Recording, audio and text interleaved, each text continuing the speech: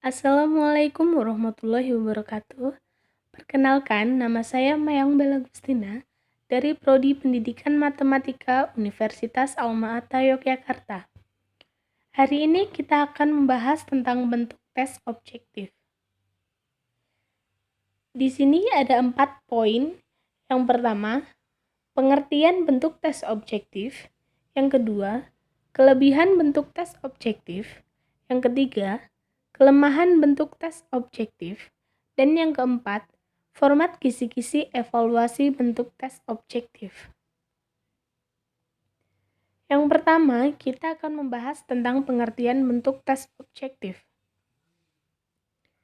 Tes objektif adalah soal bentuk pilihan ganda.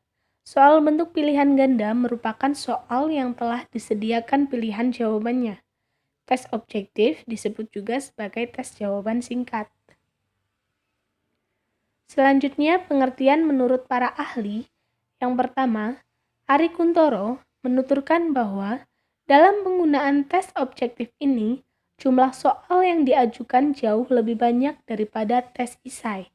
Kadang-kadang untuk tes yang berlangsung selama 60 menit dapat diberikan 30-40 soal. Yang kedua, ada Hidayat DKK menuturkan bahwa tes objektif adalah tes yang terdiri dari item-item atau STEM yang dapat dijawab dengan jalan memilih salah satu alternatif atau option yang benar dan alternatif yang tersedia atau mengisi jawaban yang benar dengan beberapa kata atau sandi. Yang ketiga, ada Arifin menyebutkan bahwa tes objektif sangat cocok untuk menilai kemampuan yang menuntut proses mental yang tidak begitu tinggi, seperti mengingat, mengenal, pengertian, dan penerapan prinsip-prinsip. Dalam petunjuk, menyusun soal tes objektif ada 10 petunjuk.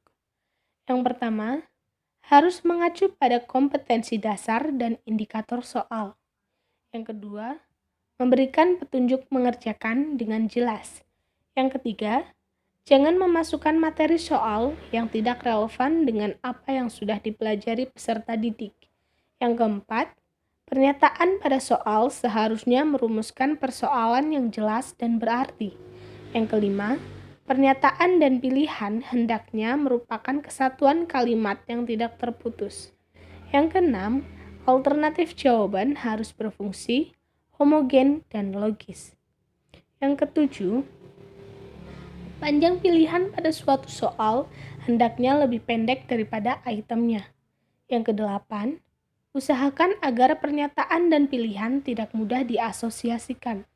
Yang kesembilan, alternatif jawaban yang betul hendaknya jangan sistematis. Yang kesepuluh, harus diyakini benar bahwa hanya ada satu jawaban yang benar. Selanjutnya yang kedua, ada kelebihan bentuk tes objektif.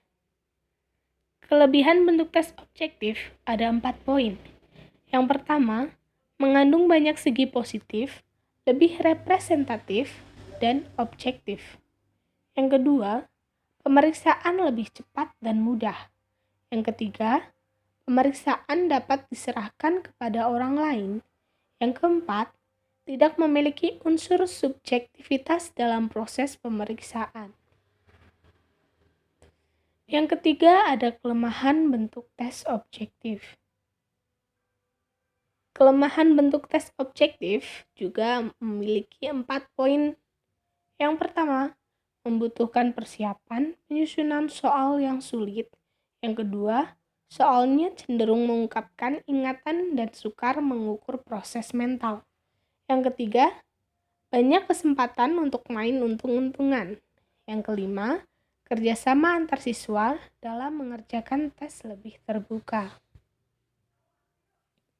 Yang keempat, ada format kisi-kisi evaluasi bentuk tes objektif. Kisi-kisi adalah panduan atau acuan dalam menyiapkan bahan ajar, menyelenggarakan pembelajaran, dan mengembangkan butir-butir soal uji. Di sini merupakan contoh format kisi-kisi evaluasi bentuk tes objektif. Yang pertama ada nama sekolah, ada mata pelajaran, kelas atau semester. Dalam tabel, terdapat standar kompetensi, kompetensi dasar, materi pokok, pengalaman belajar, indikator. Penilaian dibagi menjadi dua. Yang pertama tingkat kognitif dan yang kedua nomor butir soal. Sekian, terima kasih. Wassalamualaikum warahmatullahi wabarakatuh.